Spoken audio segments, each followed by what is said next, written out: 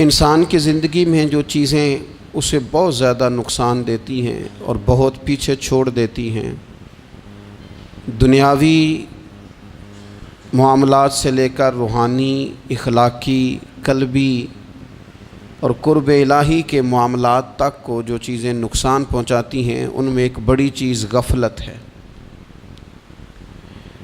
ایک لفظ ہوتا ہے جو ہمیں اکثر سننے کو ملتا ہے کہ آپ کی توجہ نہیں ہے۔ یہ ڈھیر سارے لوگوں کا مطالبہ ہوتا ہے، اہل خانہ بھی مطالبہ کرتے ہیں، کئی موقع پر والدین بھی مطالبہ کرتے ہیں، غرباء بھی مطالبہ کرتے ہیں کہ امیروں کی ہماری طرف توجہ نہیں ہے۔ اور یہ بڑی لازمی سی بات ہے کہ کسی چیز پر جب توجہ رہتی ہے تو وہ چیز بہتر ہو جاتی ہے، اور جب عدم توجہی کا لوگ مظاہرہ کرتے ہیں تو وہ معاملہ خراب ہو جاتا ہے۔ یہ جو عدم توجہ ہے اسی کو غفلت کہتے ہیں، اور جب انسان کے مزاج پر غفلت طاری ہوتی ہے اور غفلت اس پر پوری طرح غلبہ کر لیتی ہے تو پھر اس کی زرخیز زمین کو وہ بنجر کرتی ہے۔ غفلت انسانی دل کے لیے بڑی نقصان دہ چیز ہے اور انتہائی تکلیف اور ضرر کا باعث ہے۔ دلوں پر جو قحط نازل ہوتا ہے، قحط، ویران ہو جاتے ہیں دل، اور جو دلوں پر خشکی نازل ہوتی ہے کہ طبیعتیں خشک ہو جاتی ہیں، یہ غفلت کی وجہ سے ہوتی ہے۔ جو لوگ غافل ہو جاتے ہیں نا، اپنے معاملات کا دھیان نہیں رکھتے، دیکھیں نا، آپ کو کھانا کھاتے بھی غافل نہیں ہونا چاہیے۔ اگر کھانا بھی غیر معتدل کھا لیا جائے تو وہ انسان کی طبیعت کے لیے باعث ضرر بن جاتا ہے، نقصان کا باعث بنتا ہے۔ بات کرتے ہوئے بھی غافل نہیں ہونا چاہیے، کئی دفعہ جملے ایسے نکل جاتے ہیں جو انسان کے لیے پھر شرمندگی کا باعث بنتے ہیں۔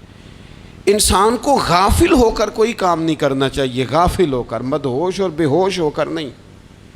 غفلت دل کو ویران کرتی ہے، طبیعت میں خشکی لاتی ہے۔ غافل کبھی نہ بنے۔ قرآن مجید فرقان حمید نے ارشاد فرمایا کہ اقترب للناس حسابہم، فرمایا لوگوں کے حساب کا وقت قریب آ گیا، وہم فی غفلۃ معرضون، اور وہ ابھی بھی غفلت میں منہ پھیرے ہوئے ہیں۔ ٹائم آ گیا حساب دینے کا، لیکن وہ ابھی بھی غافل ہیں۔ ہمارے جو زیادہ تر نقصان زندگی میں ہوئے ہیں وہ صرف ہماری غفلت کی وجہ سے ہوئے۔ ہم نے چیزوں پر توجہ نہیں دی، چیزیں گڑبڑ ہو گئیں۔ جس آدمی نے پھول لگائے ہوں، پھل لگائے ہوں، کھیتی لگائی ہو، وہ دانہ ڈال کے پانی دے کے فارغ نہیں ہو سکتا، اسے توجہ کرنی پڑتی ہے۔ اور کسی نے کہا تھا مالی جیندے ہون تو پھر بوٹے سکدے نہیں، اگر موجود ہونا ان کو سینچنے والا، رکھوالی کرنے والا، تو پھر ان کی جڑیں کبھی خشک نہیں ہوا کرتی۔ ہماری جو غفلتیں ہیں یہ بڑی ضرر کا باعث ہیں، نقصان کا باعث، اور مجبوری معاف ہوتی ہے، غفلت معاف نہیں ہوتی۔ اسکول میں پڑھتے تھے، مدرسے میں پڑھتے تھے، تو ایک مجبوری ہو گئی جی، خدا نخواستہ گھر میں کوئی پریشانی ہو گئی تو اساتذہ اس پر سزا نہیں دیتے۔ کوئی خوشی کا موقع ہے گھر میں، فیملی میں کسی کی شادی ہے، اساتذہ اس پر سزا نہیں دیتے۔ لیکن اگر کبھی پتہ چلتا تھا نا کہ یہ گھر سے تو آیا تھا لیکن مدرسے نہیں آیا، یہ اسکول نہیں آیا، رستے میں غافل ہو گیا، تو یہ بات خوفناک تھی۔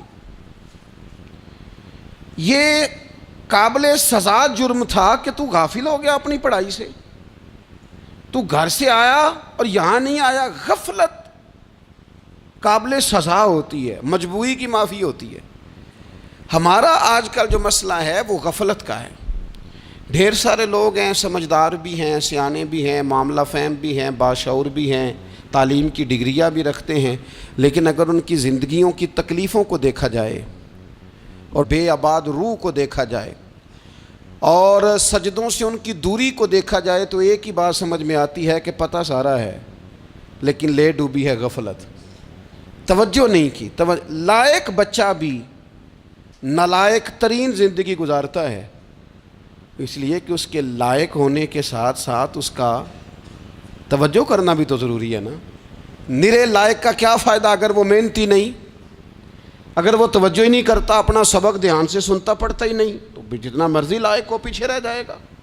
اور کئی نالائق ہوتے ہیں، رٹا لگا کے پاس ہوتے ہیں، پر چلو رٹا تو لگاتے ہیں نا، محنت تو کرتے ہیں نا، جد و جہد تو کرتے ہیں۔ کئی نالائق جد و جہد کے باعث آگے گزر جاتے ہیں، اور کوئی اسی چکر میں رہ جاتے ہیں، میں بڑا لائق ہوں، کل پڑھ لوں گا، پرسوں پڑھ لوں گا، ہفتہ تیاری کر کے پاس ہو جاؤں گا۔ اپنی زندگی سے غفلت کا پردہ اٹھائیں، اور غفلت اس کے لیے فیصلہ کرنے کی ضرورت ہوتی ہے، پلاننگ کرنے کی نہیں، فیصلہ کرنے کی ضرورت ہوتی ہے کہ میں نے اب غفلت کرنی۔ ہم نہ جب بھی کوئی پروگرام بناتے ہیں تو منصوبہ بندی شروع کر دیں، منصوبہ بندی نہ کریں، فیصلہ کریں، کہیں کہ میں نے غافل نہیں ہونا۔ غفلت غرق دنیا کا نام ہے، اپنے آپ کو غفلت سے بچائیں۔ آپ دیکھیں حضرت کعب بن مالک رضی اللہ تعالیٰ عنہ فرماتے ہیں، بخاری میں موجود ہے، فرماتے ہیں کہ جنگ میں پیچھے رہ گیا تھا، میرا خیال تھا کل چلا جاؤں گا، گھوڑے اور سواریاں میرے پاس تیز ہیں، مضبوط ہیں، پرسوں چلا جاؤں گا، تیزی سے بھاگ کے میں پہنچ جاؤں گا، میں قافلے کے ساتھ شامل ہو جاؤں گا، لیکن بس تھوڑی سستی ہو گئی، ذرا غفلت ہو گئی۔ آپ فرماتے ہیں جب سب لوگ چلے گئے حضور علیہ السلام کے ساتھ جہاد میں اور میں پیچھے رہ گیا، تو پھر جب چند دن گزر گئے اور محبوب کے واپس آنے کا ٹائم ہو گیا، تو اب میں غور کرتا سمجھتا تو مجھے مدینے میں یہاں بزدل لوگ نظر آتے، اور کون نظر آتے؟ جو منافق تھے، وہ منافق بزدل دکھائی دیتے، یا مجھے عورتیں اور بچے دکھائی دیتے۔ میں پریشان ہوا، حضور واپس آ گئے۔ جنہوں نے بہانے کیے تھے نا منافقین نے، یہ مجبوری تھی اس لیے نہیں جہاد پہ گئے، یہ جنہوں نے بہانے کیے تھے انہیں مل گئی معافی، اور میں نے سچ بولا، میں نے کہا یا رسول اللہ میں غافل ہو گیا تھا۔ اب کہتے ہیں میں نے جب کہا نا حضور سستی ہو گئی تھی، ذرا غفلت ہو گئی، تو بندہ محبوب سے ہی غافل ہو جائے، بندہ وہیں سے غافل ہو جائے۔ جو دم غافل سو دم کافر، سانو مرشد اے ہو پڑھایا۔ جب کہا نا حضور وہ غلطی ہو گئی، کوئی مجبوری نہیں تھی، تو فرماتے ہیں باقیوں کو معافی مل گئی، میرے ساتھ حضور ناراض ہو گئے۔ ایک دن نہیں، 2 دن نہیں، 50 دن حضور ناراض رہے۔ مدینے کی گلیوں نے مجھے پہچاننا چھوڑ دیا، در و دیوار سے مجھے یوں لگتا تھا کہ میں پردیسی ہوں۔ فرماتے ہیں میں مسجد میں آتا تھا، میں جب محبوب کو دیکھتا تو حضور رخ انور پھیر لیتے، اور مجھے پتا تھا جب میرا چہرہ ادھر ادھر ہوتا تو پھر کریم رحمت کی نظر فرماتے۔ فرماتے ہیں 50 دن مسلسل، پھر مجھے حکم ہوا کہ بیوی بھی بھیج دو، میکے بچے بھی بھیج دو، ننھال یعنی تنہا رہ جاؤ۔ فرماتے ہیں وہ میں نے قید تنہائی کاٹی، لیکن شکر اللہ کا یہ ہے کہ میں سچا تھا، بس ذرا بھول گیا تھا، بس ذرا غفلت ہو گئی تھی۔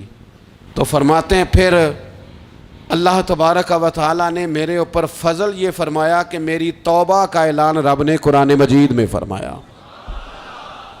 تو غافل نہ بنے کبھی بھی، ہمارا نا مسئلہ یہ ہے، اور آپ نے ناراض نہیں ہونا، ڈھیر سارے لوگ غافل ہو جاتے ہیں، مالدار بھی غافل ہیں، صاحبان علم بھی الا ماشاء اللہ بہت ساری جگہوں پہ غافل ہیں۔ جن لوگوں کو 4 لوگ جاننے لگ جاتے ہیں، کوئی مقام حاصل ہو جاتا ہے، وہ بھی بہت ساری جگہوں سے غافل ہو جاتے ہیں الا ماشاء اللہ۔ غفلت بڑی تکلیف والا منظر ہے۔ جو لوگ سمجھتے ہیں نا میں اب گڈ بک میں آ گیا ہوں، اب میں اچھا ہو گیا ہوں، اب میرے لیے خیر کہا جاتا ہے، مجھے اچھائی شاید یہ مستقل میرے ساتھ رہے گی، تعریف ہی ہوگی ہمیشہ، وہ بھی غافل ہو جاتے ہیں۔ اور یہ غفلت ٹھیک نہیں ہوتی۔ وجہ دیکھنی چاہیے کس وجہ سے انسان کو وقار مل رہا، عزت مل رہی۔ اپنی زندگی سے غفلت کو اتار پھینکیں۔ تھوڑی دیر کی تو غفلت ہوتی ہے، لمبی تو نہیں۔ 2 منٹ کے لیے صرف اس نے ڈرائیونگ کرتے ہوئے چہرہ موبائل کی طرف کیا تھا، 2 ہی تو منٹ لگے تھے۔ لمحوں نے خطا کی تھی، صدیوں نے سزا پائی۔ لمحوں نے خطا کی تھی، صدیوں نے سزا پائی۔ ایک لمحے کے لیے غافل ہوئے تھے اور صدیاں، نسلیں روتی رہ گئیں پیچھے۔ بچے تڑپتے رہ گئے، اہل خانہ پریشان رہ گئے، ماں باپ ساری زندگی روتے رہے، لیکن یہ 2 منٹ کے لیے یہ غفلت جو ہے یہ بڑی تکلیف والا معاملہ. اپنی زندگی سے غفلت کو اتارنا ہے، غافل نہیں بننا، ہر وقت توجہ اور ساری باتوں پہ توجہ. بعض اوقات لوگ ایک طرف توجہ کر کے ایک طرف سے غافل ہو جاتے ہیں. نہ، توجہ ہمہ پہلو رکھنی ہے. ہمارے ذمے جتنے بھی حقوق ہیں ان سب پر توجہ، ہر چیز کا خیال. ایسا نہ ہو کہ عبادت کرتے رہ جائیں اور حقوق العباد ہم سے چھوٹ جائیں، اور حقوق العباد اتنے زیادہ ادا کریں. ایک صاحب مجھے کہنے لگے ایک دفعہ بڑے وثوق کے ساتھ کہنے لگے جی معاذ اللہ ثم نہیں جی ٹائم ملتا پھر نماز دا کی کریے، روزی کمانا بھی تو عبادت ہے نا. تو میں نے کہا آپ نے عبادت کرنا ایک حصہ قبول کیا ہے، آپ نے کل عبادت نہیں قبول کی. عبادت کل ہے، ہمہ پہلو. ایک حصہ آپ قبول کر کے نکل گئے اور باقی آپ نے چھوڑ دی. تو کسی ایک طرف سے بھی غافل نہیں ہونا. جتنی ذمہ داریاں ہیں، جتنی ڈیوٹیاں ہیں، ان سب کا خیال. اور جو بڑا آدمی ہوتا ہے، بڑا گھر میں بڑا ہو، قبیلے میں بڑا ہو، علاقے میں بڑا ہو، ادارے میں بڑا ہو، کلاس میں بڑا ہو، جو بڑا ہے اس کی تو ساری آنکھیں کھلی ہوئی ہونی چاہیے. ایک ایک پر اس کی نظر ہونی چاہیے کہ میری کہاں ضرورت ہے، کہاں مجھے اشک شوئی کرنی ہے، کس کے ساتھ میں نے کس طرح محبت کا رویہ رکھنا ہے. غافل نہ بنے. اچھا جی اب کیسے پتہ چلے گا کہ ہم غافل ہیں؟ یہ کیسے پتہ چلے گا؟ آپ کسی بندے سے بھی پوچھ لیں حالات کیا ہیں تو کہتا ہے اللہ کا شکر ہے کبھی کسی کا دل نہیں دکھایا، اللہ کا شکر ہے جی زمانہ ہو گیا 5 نمازیں پڑھتا ہوں، اللہ کا شکر ہے جی. کیسے پتہ چلے گا غافل ہیں؟ پہلی علامت ہمارے علماء اور صوفیاء نے غافل بندے کی لکھی ہے. اس آئینے میں نے اور آپ نے اپنا آپ دیکھنا ہے. غافل بندے کی پہلی علامت یہ ہوتی ہے کہ وہ دنیاوی کاموں میں چست ہوتا ہے اور اللہ اور اس کے رسول کی فرما برداری میں سست ہوتا ہے. یعنی نماز کے وقت تو اسے نیند ستاتی ہے، پریشانی ہوتی ہے، لیکن اگر کسی جگہ مال مل رہا ہو، پیسے مل رہے ہوں، وہاں جانا ہو تو پھر اسے کوئی چیز بھی تنگ نہیں کر. دنیاوی کاموں میں چست ہوگا، یعنی ٹی وی کے آگے، موبائل کے آگے وہ گھنٹوں بیٹھا ہوا ہے.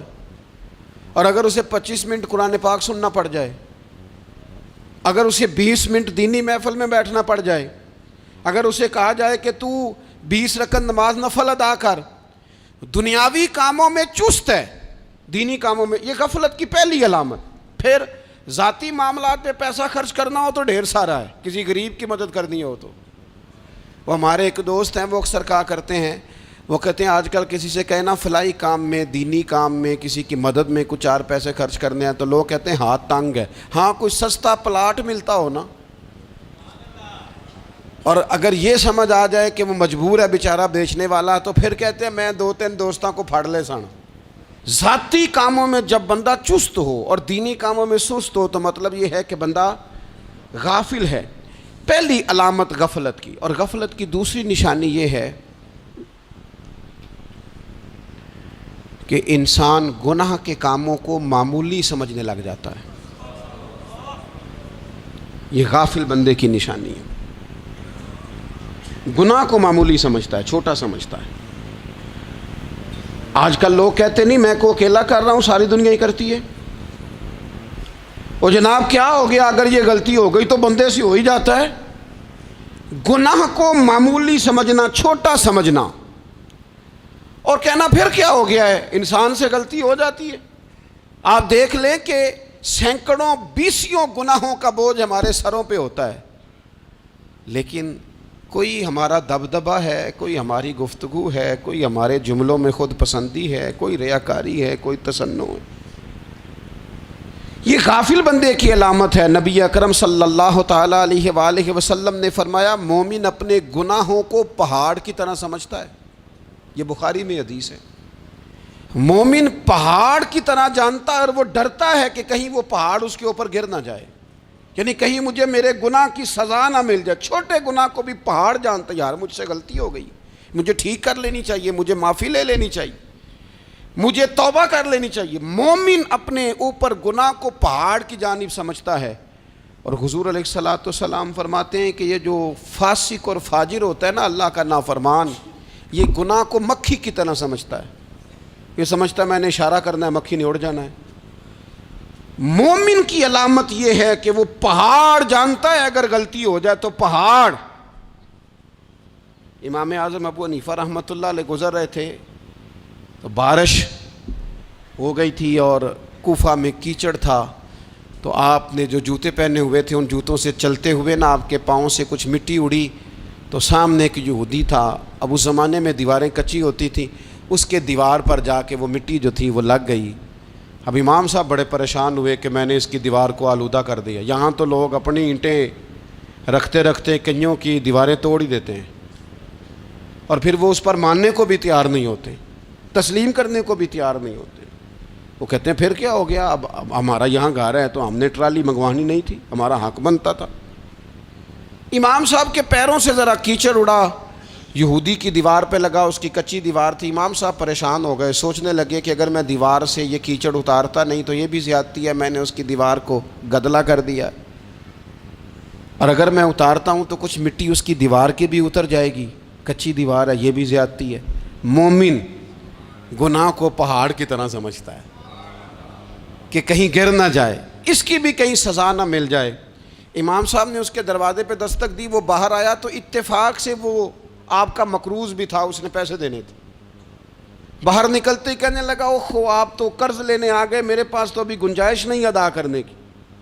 تو امام صاحب کہنے لگے تو قرض چھوڑ، وہ میں نے معاف کیا، میرے سے غلطی ہو گئی ہے، میں آ رہا تھا، لکڑی کے جوتے اس زمانے میں کھڑاؤں لوگوں نے پہنے ہوتے تھے، کہا وہ میرے پیروں سے ذرا کیچڑ اڑا ہے، تیری دیوار پہ لگ گیا ہے۔ اب میں بڑی دیر سے کھڑا سوچ رہا ہوں کہ اگر میں تیری دیوار صاف نہ کروں تو میں نے یہ میلی کر دی، گدلی کر دی، یہ بھی بات درست نہیں ہے، زیادتی، اور اگر میں اسے صاف کرتا ہوں کچی دیوار سے کچھ مٹی اتر جائے گی تو یہ بھی زیادتی ہے، اب تو بتا میں کیا کروں۔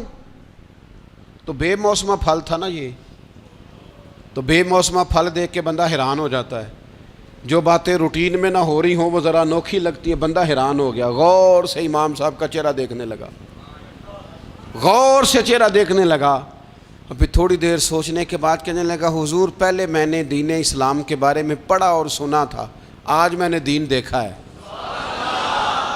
پہلے میں نے سنا تھا کہ دین اسلام اس طرح کا ہے، آج میں نے دین ہم نہ پوری دنیا کے کافروں کو دین سنانا چاہتے ہیں، دکھانا نہیں چاہتے، ہم نیک نظر آنا چاہتے ہیں، نیک بننا نہیں چاہتے، ہم نیک نظر آنا چاہتے۔ نتیجہ کیا نکلتا ہے کہ کچھ عرصے کے بعد پتہ چل جاتا ہے بندہ کس لیول کا نیک ہے، کیا معیار ہے اس کی نیکیوں کا۔ کہنے لگا حضور پہلے میں نے دین سنا تھا، آج دیکھا ہے۔ آپ وہ مٹی کی دیوار پر جو کیچڑ لگ گیا ہے، دیوار کو بعد میں صاف کیجئے گا، پہلے کلمہ پڑھائیں تاکہ میرے اندر کا کفر صاف ہو جائے، مجھے مسلمان کر دیں۔ تو غافل آدمی جو ہوتا ہے نا، وہ پھر تیسری بات، جب بندہ بہت زیادہ غافل ہو جاتا ہے پھر اعلانیہ گناہ کرنے لگتا ہے۔ ایک گناہ پھر اس کا اظہار گناہ، ایک بندہ حدیث پاک میں آتا ہے، ایک بندہ رات کو کوئی غلطی کرتا ہے، اللہ تعالیٰ اس پہ پردہ ڈال دیتا ہے، لیکن وہ سویرے خود لوگوں کو بتاتا پھرتا ہے میں نے یہ کیا، میں نے یہ کیا۔ جب آپ اظہار گناہ کرتے ہیں نا تو سامنے والا بھی دلیر ہوتا ہے، کہتا ہے اس نے کیا میں کر لوں گا تو پھر کیا ہوا۔ ہمارے علماء نے لکھا ہے کسی کی نماز قضا ہو جائے تو کسی کو بتائے نہ، قضا پڑھ ڈالے، اس کا جگہ جگہ ذکر نہ کرے۔ جب آپ کہیں گے نا میری قضا ہو گئی تو آپ کے ساتھ رہنے والا بچہ دوست سمجھے گا یار اس کی قضا ہو گئی ہے تو میری بھی ہو جائے گی تو کیا ہوا۔ گناہ کرنا بھی گناہ ہے اور گناہ کا اظہار بھی گناہ ہے۔ نبی اکرم صلی اللہ تعالیٰ علیہ وآلہ وسلم نے ارشاد فرمایا میری ساری امت کو معافی مل جائے گی سوائے ان لوگوں کے جو اعلانیہ گناہ کرتے ہیں۔ یہ بخاری مسلم دونوں میں حدیث موجود ہے۔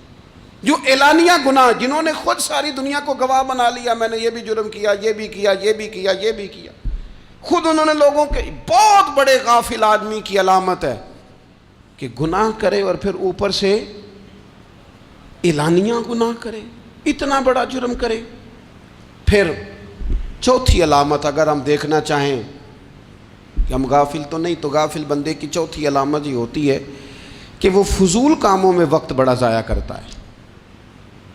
فضولیات میں ادھر بیٹھے ہیں ادھر بیٹھے ہیں, یہاں گپ شپ ہو رہی ہے, وہاں موبائل دیکھا جا رہا ہے, پھر کچھ ٹائم ملا ہے تو پھر کہیں دور دراز کسی ہوٹل پہ کھانا کھانے چلے گئے, پھر کچھ ٹائم ملا تو چلو نکلتے ہیں ذرا کوئی ہفتہ سیر کر آتے ہیں, یہاں گپ شپ ہے, فلاں کو ڈسکس کر لیتے ہیں, فلاں کے بارے میں بات کر لیتے ہیں, سیاسی تبصرے کر لیتے ہیں, یہ تھوڑی گفتگو ہو جاتی, چلے محلے داروں پہ تبصرہ شروع کرتے ہیں, کون روٹی زیادہ کھا رہا ہے اور کس کے پاس پیسے زیادہ آ گئے, چلو جا کے پتہ کرتے ہیں. حالانکہ یہ پتہ نہیں کرنا چاہیے تھا, پتہ تو اس کا کرنا چاہیے تھا جو بیچارہ کل سے بھوکا ہے. خبر تو اس کی رکھنی چاہیے تھی جس بیچارے کے گھر میں بچوں کے لیے پہننے کو کپڑے موجود نہیں ہیں.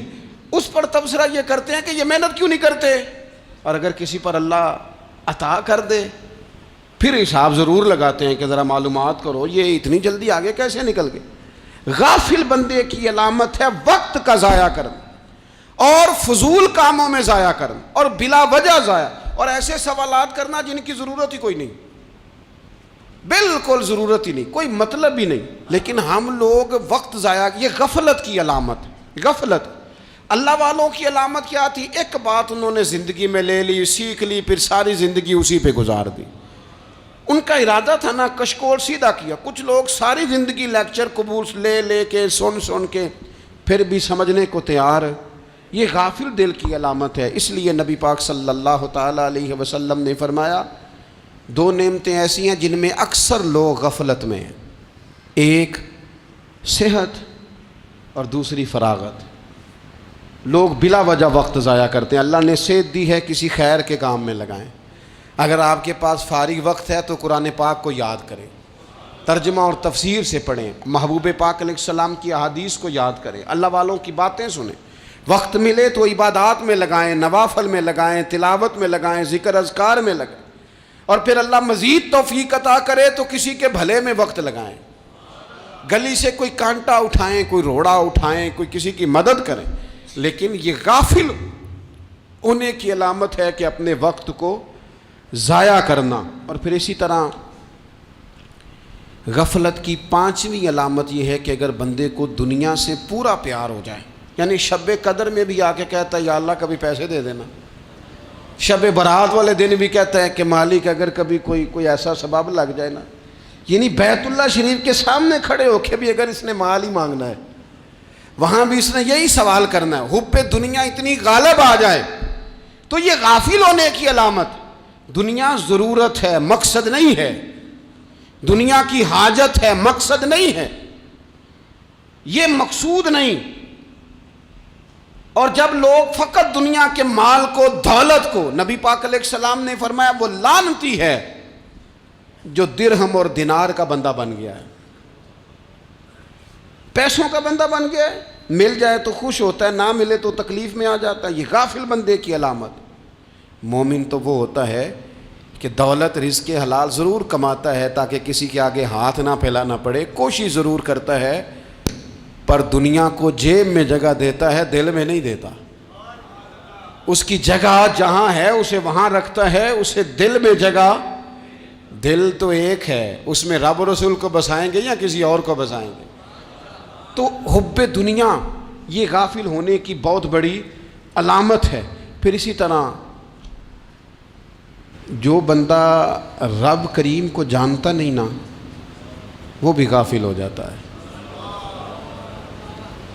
ایک تو جو یہ نہیں نہ جانتا کہ رب کریم سزا دے گا, مجھے دیکھ رہا ہے, اسے نہ اونگ آتی ہے نہ نیند آتی ہے, جو اس کی معرفت نہیں رکھتا کہ میرا رب ہر وقت مجھے دیکھ رہا ہے, وہ بھی غافل ہو جاتا ہے. جسے پتہ ہونا کہ مجھے دیکھ رہا ہے وہ غافل نہیں ہوتا. اور جو یہ سمجھ لیتا ہے نا کہ شاید معاذ اللہ ثم, اس یقین کو پکا نہیں کرتا, وہ غافل ہو جاتا ہے. اور ایک جو یہ نہیں نہ جانتا کہ رب مہربان کتنا ہے وہ بھی غافل ہو جاتا ہے. مجھے بتائیے سب سے زیادہ تو بندہ اس کے دروازے پہ جاتا ہے نا جو سب سے زیادہ مہربانی کرنے والا ہو, اس دروازے سے بندہ اٹھتا ہی نہیں. تو جس کو یہ یقین ہو جائے نا سب سے زیادہ کرم فرمانے والی ذات اللہ رسول کی ہے, وہ کبھی رب رسول سے غافل نہیں ہوتا.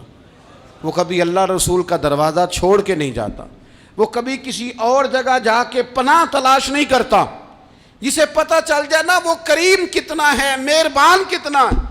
ملا رومی رحمت اللہ علیہ فرماتے ہیں بہت بڑا مجرم تھا ایک بندہ، بہت بڑا گناہگار تھا، بت کو پوجتا تھا، تھک گیا ساری رات بت کے سامنے کھڑا تھا، معاذ اللہ یا صنم یا صنم یا صنم کہتے، تھک گیا، نیند آ گئی، اونگ آ گئی۔ جب پوری طرح نیند آ گئی اور دماغ پہ نیند قبضہ کرنے لگی تو اس کے منہ سے نکل گیا، صنم صنم کہہ رہا تھا نا، نکل گیا یا صمد، او بے نیاز مالک۔ رب کریم نے فرشتوں سے فرمایا دوڑ کے جاؤ، جو کہتا ہے اسے دے دو۔ فرشتے کہنے لگے مالک وہ تو بت کو پکار رہا تھا، اس نے تو غلطی سے نام لیا ہے۔ فرمایا مجھے نہیں پتا، لیکن دیکھو نا اس نے مجھے پکارا تو ہے نا، کتنی دیر سے جھوٹے کو پکار رہا تھا، اس کا معاملہ حل نہیں ہوا۔ اب اگر سچے کو پکارنے پہ بھی حل نہ ہوا تو فرق کیا رہ جائے گا؟ دے دو جو مانگتا ہے، دے دو۔ میرے دوست گھر پتہ چل جائے وہ کریم کتنا ہے، وہ مہربان کتنا ہے۔ میرے رسول پاک علیہ الصلوۃ والسلام نے تو فرمایا تیری آنکھ سے اگر اس کے خوف سے اتنا آنسو بھی نکل گیا جتنا مچھر کا پر ہوتا ہے، تو جس طرح بھینس کے تھنوں سے نکلا ہوا دودھ واپس تھنوں میں نہیں نہ جاتا، جو اتنا بھی روئے نہ روئے اللہ کے خوف سے، وہ بندہ دوزخ میں نہیں جائے گا۔ تھوڑی دیر کے لیے ڈر جائے اپنے رب سے، آئے تو صحیح۔ عدم معرفت غفلت پیدا کرتی ہے، تو آ تو صحیح، وہ تو کریم ہی بڑا ہے، وہ تو مہربان ہی بڑا ہے۔ حضرت زنیرہ رضی اللہ تعالی عنہ حضور کی صحابیاں ہیں۔ ایام جو مکے کے تھے مسلمانوں پر بڑی آزمائش کے تھے، انہیں بڑا مارا کفار نے، اتنا مارا کہ ان کی بینائی چلی گئی، نظر آنا بند ہو گیا۔ کافروں کی عورتوں نے تانا دیا کہ تو نے ہمارے بت چھوڑے ہیں نا، تو دیکھنا تیری بینائی چلی گئی۔ تو جناب زنیرہ اللہ پہ بھروسہ، توکل، معرفت الہی کا جذبہ، اٹھ کے کھڑی ہو کہنے لگی چپ کرو، تمہارے جھوٹے بت کیا کر سکتے ہیں، میرا رب چاہے تو صبح جب میں اٹھوں تو میری آنکھیں روشن ہو، اگر کریم کرم کر دے۔ لوگ کہتے ہیں واقعی ایسا ہوا، جب وہ سویرے اٹھیں تو اللہ نے ان کی روشنی واپس کر دی تھی۔ تجھے پتہ چل جانا وہ مہربان کتنا ہے۔ وہ ایک بزرگ تھے تو ان سے کسی نے کہہ دیا کہ اگر آپ کا حساب آپ کے ماں باپ کے ذمہ ہو جائے تو پھر کیسا، پوچھنے کے لیے قیامت میں اگر ماں باپ حساب لیں تو پھر کیسا۔ تو بڑے سیانے لوگ تھے جو دل والے تھے، کہنے لگے نہیں، رب کریم ہی ٹھیک ہے، اس لیے کہ وہ ماں باپ سے کہیں بڑھ کر پیار کرنے والا ہے۔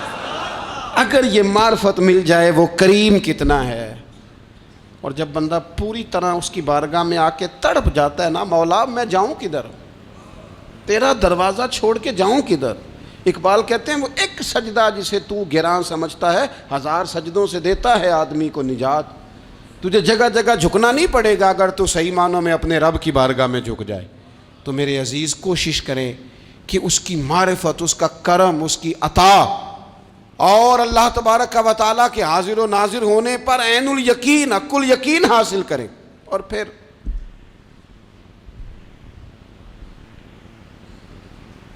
آٹھویں بات یہ ہے کہ غافل لوگوں کی صحبت بھی بندے کو غافل کر دیتی ہے۔ غافلوں کی صحبت میں نہ بیٹھیں، ان کی صحبت میں بیٹھیں جن کے پاس بیٹھنے سے دل میں رب رسول کی محبت پیدا ہوتی ہے۔ غافلوں سے بچیں۔ چنگیاں دے لڑ لگی ساں تے چولی چ پھل پئے، تے جدوں میں پیڑیاں دے سنگ رل گئی تے میرے اگلے بھی ڈول گئے۔ برے آدمی کی صحبت بندے کو غافل کر دیتی۔ غافلوں کی صحبت میں کبھی نہ بیٹھیں، کبھی نہیں۔ غافل آدمی آپ کو غافل کر دے گا۔ میرے نبی پاک علیہ الصلوۃ والسلام نے فرمایا انسان اپنے دوست کے مذہب پر ہوتا ہے۔ یہ بہت بڑے لفظ ہیں۔ فرمایا المرء علی دین خلیلہ، انسان اپنے دوست کے مذہب پر ہوتا ہے۔ تو دیکھ تو نے دوست کس کو بنایا ہے، جو تیرے دوست کا مذہب ہوگا وہی تیرا ہو جائے گا۔ ہم نے دوست بنایا نا غوث پاک جیلانی کو، ہم نے یاری لگائی ہے نا داتا علی اجمیری سے، ہماری نسبت ہے نا معین الدین اجمیری سے، ہمارا تعلق ہے نا بہاؤالدین زکریہ ملتانی سے، ہمارا رشتہ ہے نا حضرت مجدد الفسانی سے، ہم ماننے والے ہیں نا اعلیٰ حضرت بریلوی کے، ہمارا تعلق ہے کبھی جماعت علی سے کبھی مہر علی سے، ہمارا ان سے تعلق ہے تو صبح شام ہماری زبان پہ رہتا ہے بالغ العلا بکمالہ کشف الدجی بجمالہ حسنت جمیع خصالہ صلو علیہ وآلہ۔ ان سے تعلق جڑا ہے نا تو کئی دفعہ تنہائیاں تڑپا دیتی ہیں اور تڑپ کے کہتے ہیں آج سکھ متران دی ودھیری ہے، آج سکھ متران دی، سکھ کہتے ہیں اڈیق کو، متر کہتے ہیں محبوب کو، اج سکھ متران دی ودھیری ہے، اے کیوں دلڑی اداس گھنیری ہے، لوں لوں وچ شوق چنگیری ہے، اج نینا لائیاں کیوں جھڑیاں، سبحان اللہ سبحان اللہ سبحان اللہ۔ پہلے کہتے ہیں سکھ متران دی ودھیری ہے یعنی اداس ہوں، پھر حضور کے جلووں پہ نظر کرتے ہیں، کہتے ہیں سبحان اللہ سبحان اللہ، ماں اجمل کا ماں احسن کا ماں اکمل کا، اور پھر فوراً کہنے لگے او کتھے مہر علی، او کتھے مہر علی، کتھے مہر علی تے کتھے تیری سنا، اب ویکھو مشتاق اکھیں کتھے جاڑیاں، بلغ العلا بے کمال کشف الدجی بے، اور میرے اعلیٰ حضرت کہنے لگے سرور کہوں کہ مالک و مولا کہوں، باغ خلیل کا گلے زیبا کہوں تجھے، تیرے تو وصف عیب تناہی سے ہیں بری، حیران ہوں میرے شاہ میں کیا کیا کہوں تجھے۔ غافل آدمی کی علامت ہے برے لوگوں کی صحبت میں، خبردار ان کے پاس نہ بیٹھنا جن کے پاس بیٹھنے سے تمہارے دلوں میں اولیاء اللہ اللہ کے بندوں کی عداوت پیدا ہو، خبردار خبردار ان کے پاس نہ بیٹھنا جن کے پاس بیٹھنے سے تمہارے دلوں میں حضور کی اولاد پاک کے بارے میں شک پیدا ہو، خبردار اس شخص کے پاس نہ بیٹھنا جو امام حسین ابن علی کے بارے میں کوئی کمزور بات کرتا ہو، بچنا، خبردار اس سے بچنا جو حضور کے صحابہ کے بارے میں بات کرے، بچنا بچنا اس سے، جو سیدنا ابو بکر صدیق کے بارے میں کوئی، دیکھو کیا مقدر ہیں صدیق و فاروق کے، جن کے گھر ہی رحمتوں کے خزینے میں، بھلا کیا کہا نبی پاک، حضور نے فرمایا میرے اوپر جس نے نیکی کی تھی بدلہ دے دیا ہے، یہ جو میرے ابو بکر صدیق ہے نا، ان کو میں اللہ کی بارگاہ میں لے جاؤں گا، کہوں گا مالک تو ہی بدلہ عطا فرما۔ ایک ہاتھ میں جناب صدیق کا ہاتھ پکڑا، ایک میں حضرت عمر کا ہاتھ پکڑا، اور حضور مسجد نبوی سے باہر آ رہے ہیں، دیکھنے والے کی زبان سے بے ساختہ سبحان اللہ نکل گیا، کیا شان ہے کیا مقدر ہے۔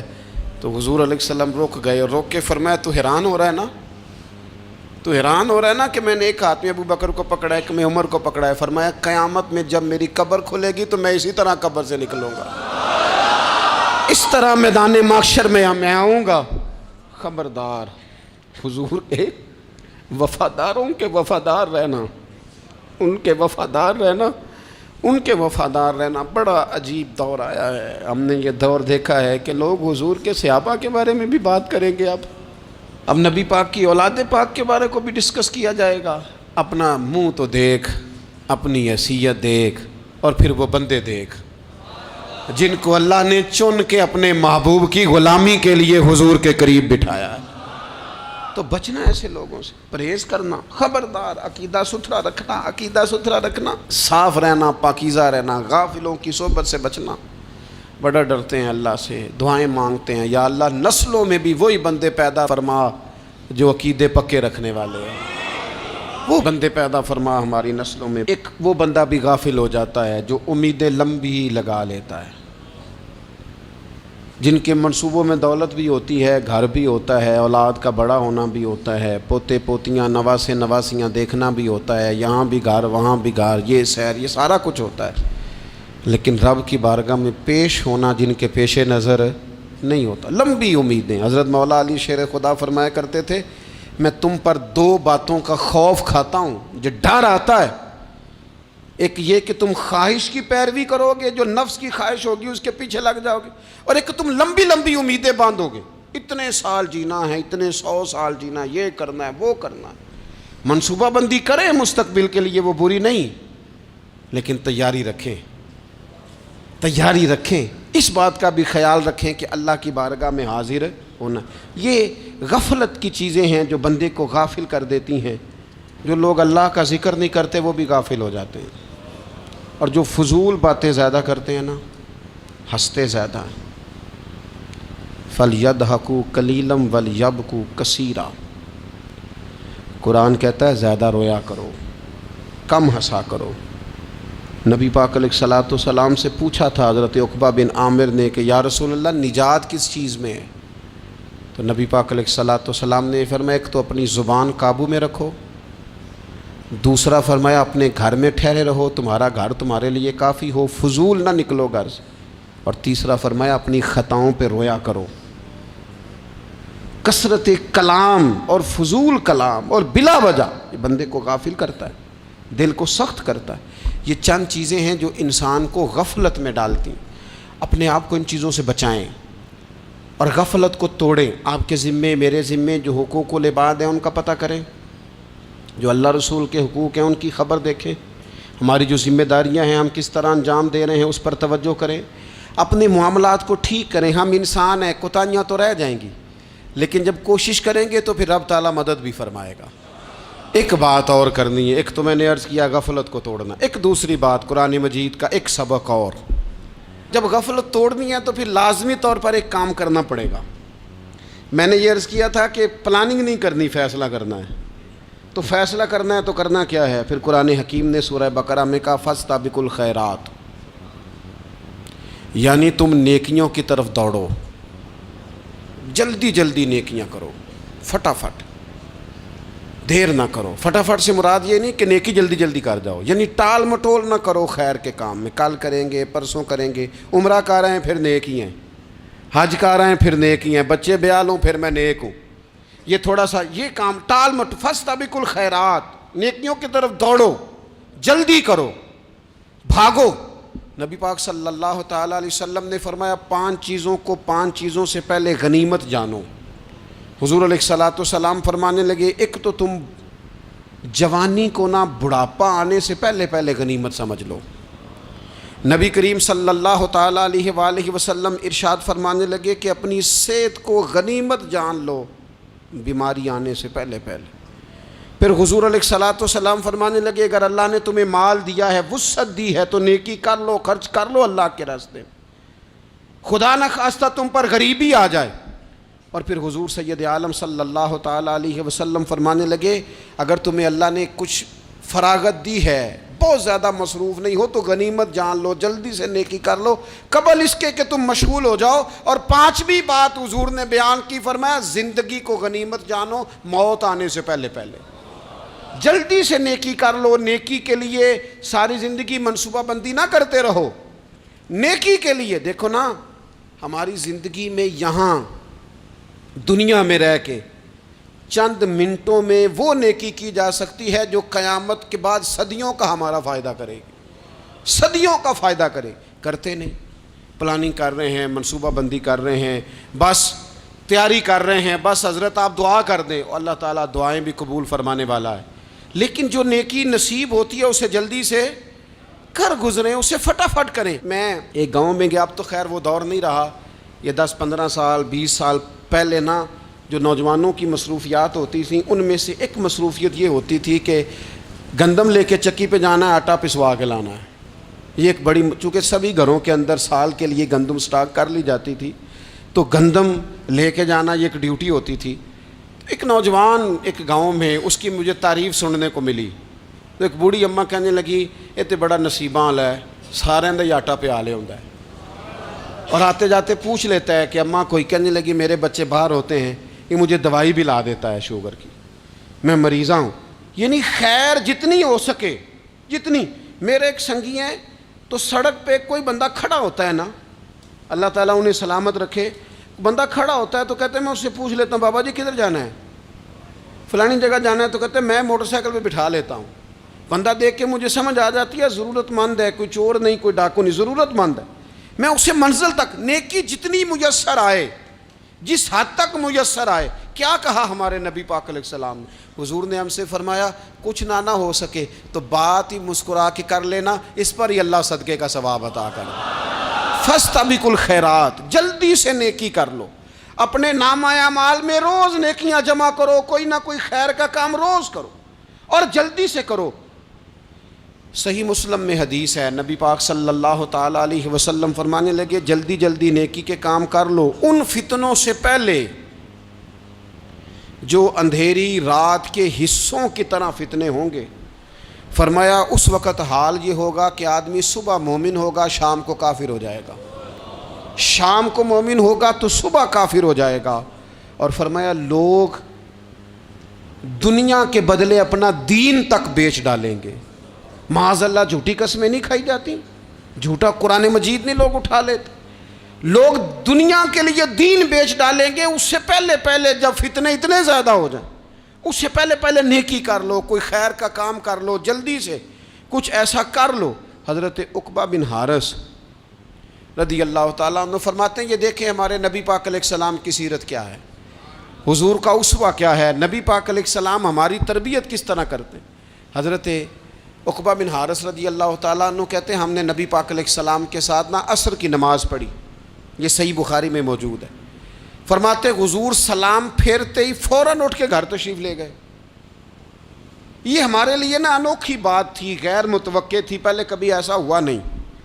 سلام پھیرا نماز کا، حضور جلدی سے تشریف لے گئے۔ اب ہم حیران تھے اور حیرت انگیز طور پر حیران تھے کہ کریم اتنی جلدی تشریف لے گئے۔ تھوڑی دیر ہوئی حضور واپس آ گئے تو محبوب پاک علیہ السلام فرمانے لگے گھر میں ایک چھوٹی سی ڈلی، ایک چھوٹا سا ٹکڑا سونے کا پڑا تھا، مال آیا تھا سارا صدقہ کر دیا، وہ تھوڑا سا پڑا تھا، اچانک مجھے یاد آیا وہ تو پڑا رہ گیا۔ تو حضور فرمانے لگے میں نے کہا کہیں ایسا نہ ہو جائے کہ ساری رات گزر جائے اور میرے گھر میں پڑا ہی رہ جائے، میں جلدی سے جا کے اسے خیرات کر دوں۔ میں نے خیرات کیا پھر میں واپس آ گیا ہوں۔ جلدی سے نیکی، جلدی سے نیکی کر لی جائے۔ ہم بڑا انتظار کر رہے ہیں، بڑا لمبا ہمارا پروگرام ہے، ہمارے پاس ٹائم ہی بڑا ہے، کسی نے کان میں کہہ دیا ہے تیرے پاس بڑا وقت ہے، ابھی تو بڑی عمر پڑی ہے، ابھی تو جناب او میرے بھائی یہ لوگوں کے کہنے کی باتیں ہیں، پھر پتہ ہی نہیں چلتا حالات کس طرح کے ہو جاتے ہیں اور کیا معاملات انسان کے ساتھ درپیش ہوتے ہیں۔ جتنی خیر میسر آئے، جتنا بھلا میسر آئے، جتنی انسان کو توفیق ملے۔ میں نے بزرگوں کو دیکھا، اپنے اصحاب کو، پہلے وہ خدام سے کہتے کہ میں سونے لگا ہوں اور پابند کرتے لوگوں کو کہ فلاں وقت، بزرگوں کو میں نے دیکھا اپنے، وہ پابند کرتے لوگوں کو کہ فلاں وقت میں موجود ہوں گا آنا، خود پابند فرماتے، اور پھر جب بیدار ہوتے تو سب سے پہلے خدام کو بلا کے پوچھتے کوئی مہمان تو نہیں آیا؟ وہ جناب آپ نے خود ہی تو پابند فرمایا فلاں دن آنا۔ کہنے لگے چل یار اگر کوئی آیا تو مجھے ملا لو، میری ملاقات کرا لو۔ کیوں؟ اس لیے کہ دور سے آیا ہے، مجھ سے ملنے آیا ہے، کوئی خیر کی بات سیکھنے آیا، چلو میرے نامہ اعمال میں کوئی نیکی جائے گی، کچھ نہ کچھ خیر جمع کر لی جائے، کچھ نہ کچھ ڈیوٹی کر لی جائے، کچھ کام کریں اور جلدی سے کریں۔ حضرت جابر ابن عبداللہ انصاری رضی اللہ تعالیٰ عنہ بیان کرتے ہیں، یہ بھی بخاری میں موجود ہے، کہتے ہیں ایک صحابی نبی پاک علیہ السلام کی بارگاہ میں حاضر ہوئے غزوہ احد کے موقع پر، اور حال ان کا یہ تھا کہ وہ کھجور کھا رہے تھے اور کھجور انہوں نے منہ میں رکھی ہوئی تھی۔ حضور کی بارگاہ میں حاضر ہوئے اور عرض کرنے لگے یا رسول اللہ صلی اللہ تعالیٰ علیہ وسلم اگر میں شہید کر دیا جاؤں تو کہاں جاؤں گا؟ حضور فرمانے لگے جنت میں۔ تو کہتے ہیں انہوں نے جو کھجور منہ کے اندر تھی وہ انہوں نے نگلی نہیں، اندر نہیں لے گئے، اس کو باہر نکالا اور دوڑ کے آگے بڑھے اور جنگ کرنی شروع کر دی۔ اور لڑتے لڑتے شہید ہو گئے۔ کیا سبق دیا انہوں نے؟ سبق یہ دیا کہ نیکی کرنے میں اتنی دیر بھی نہیں کرنی جتنی کھجور کھانے میں دیر لگتی ہے۔ جلدی سے نیکی کرنی ہے، فٹافٹ نیکی کرنی، اس کے اندر ٹال مٹول نہیں کرنا۔ اسی وقت انہوں نے کھجور باہر نکال دی، دوڑ کے انہوں نے حضرت انس بن نضر رضی اللہ تعالیٰ عنہ، حضرت انس بن مالک رضی اللہ تعالیٰ عنہ کے چچا ہیں، میدان احد میں نا، احد پہاڑ کے قریب کھڑے تھے، لوگوں سے کہہ رہے تھے جلدی جلدی ادھر آؤ، وہ جنت جو انسان کو انتقال کے بعد نصیب ہوگی اور قیامت کے بعد نصیب ہوگی، فرماتے تھے مجھے تو ابھی احد پہاڑ کے اندر سے جنت کی خوشبو آ بھی رہی ہے، لہذا جلدی سے آؤ، ادھر دوڑو، جہاد کرو، آؤ کفار سے لڑیں۔